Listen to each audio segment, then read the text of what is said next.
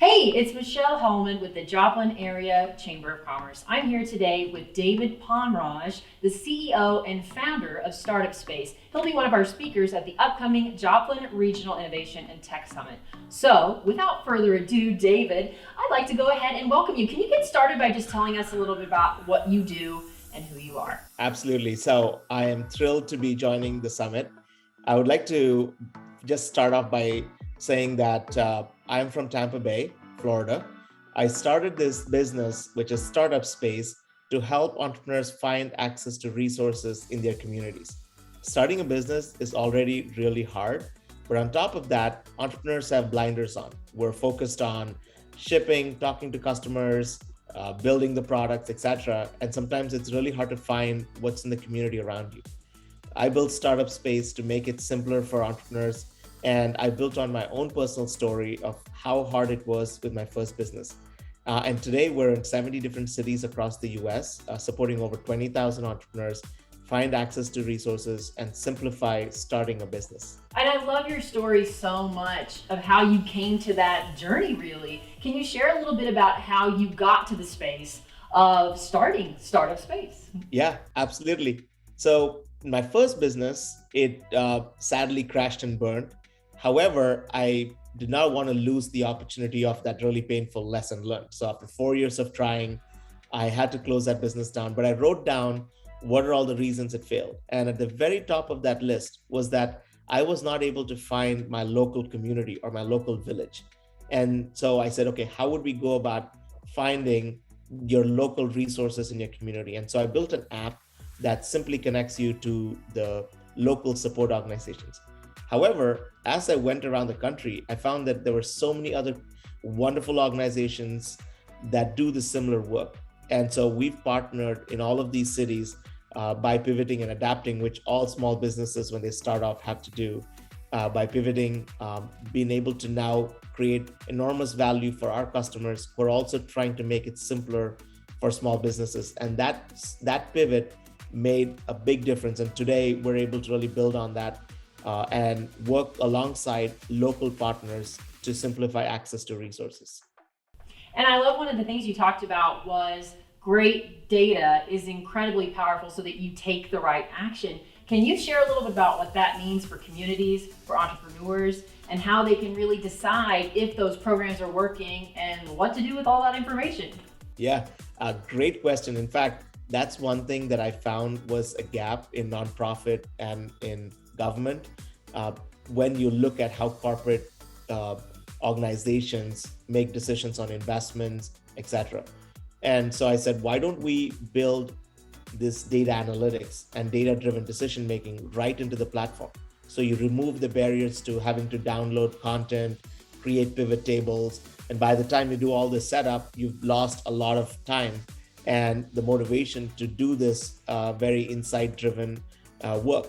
We built analytics right into the platform so that when you go to take an action, you can actually ask, what will be the impact, or what is the impact that we're having today? And that can make a significant difference to the outcome. And same for entrepreneurs. If you're a small business that's starting out, your data is the voice of the customer. All you have to do, you don't have to guess the utility of your platform. You don't have to guess how your platform works. Simply talk to your customers, and that data they give you, you just use that to pivot and adapt. We did that, and we were able to get very close to the value we create. So I will say, both for customers, for small businesses, etc. Whenever we get very close to the insights that the data is giving us, we will usually end up creating enormous value. That's amazing. And one of the other things that I really loved about the other talk that I heard you give was you shared a little bit about how you wanted to identify those in communities that might not normally have access to these resources and how you focus on providing equity.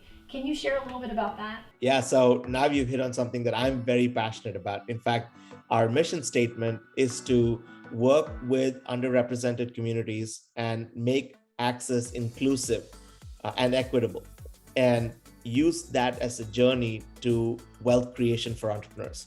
In our country today, there is a lot of disproportionate income or wealth creation. And especially if you're a person of color, BIPOC founder, woman, veteran, returning citizen, and all these other underrepresented communities, it's twice or thrice as harder to start a business. And we can change that. We change that by being very intentional about the work we do. When you say it's for everyone, it usually excludes the people you're trying to serve. So looking at the intentionality behind your actions can help make your work more inclusive. And that's something that we've worked very hard on building into our products to make our solutions inclusive for people with disabilities, people with digital access barriers, people with lack of access to broadband. All these other challenges you see in the Midwest are real. And if you're intentional about it, you can also make it inclusive and make this for everyone, so we can all benefit together. And that's something that we're on a lifelong mission to help. It's really important because everyone has ideas, and it's valuable for them to have a platform with which to share those ideas with others and hopefully grow their business. So kind of shifting a little bit, can you share a little bit about what we can expect from your conversation at Tech Summit? And again, we're teasing, so don't tell everybody everything. We want everyone to come and want to hear from you in person. So can you share what they'll expect to hear? Yeah, I'm really looking forward to this summit. It's going to get a little nerdy with focus on artificial intelligence, machine learning, and a few other cutting edge solutions to drive innovation.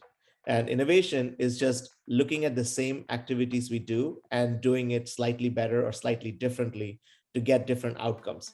So it could be on people, on process, on systems, on technology. And I led innovation globally for Nielsen. So it's exciting for me to go back and relive that past and share with you some of the insights I have from leading technology around the world, what's happening in Dubai, in Shanghai, even in our own country, innovations in technology. So I'm really looking forward to that conversation. So this conversation really is for anyone. So if it's a CEO of a company who could come and visit with you, someone who maybe has a dream and wants to be an entrepreneur, or an individual who works for a company who might just be able to bring back great information. So would you say it's really kind of for everybody? Yep, it's for everyone. And you don't need to be a technologist or a systems engineer. You could be somebody that just loves innovation. And this will be for everyone. Amazing. Well, thank you so much for sitting down with us today. I really feel like you've given us a lot to think about, and hopefully everyone watching a lot to think about, and encouraging them to want to come and hear you in person. I hope you're having an amazing day where you're at, and we really look forward to having you here in Joplin. Thank you so much, David. Absolutely. I look forward to being there in a little less than a month.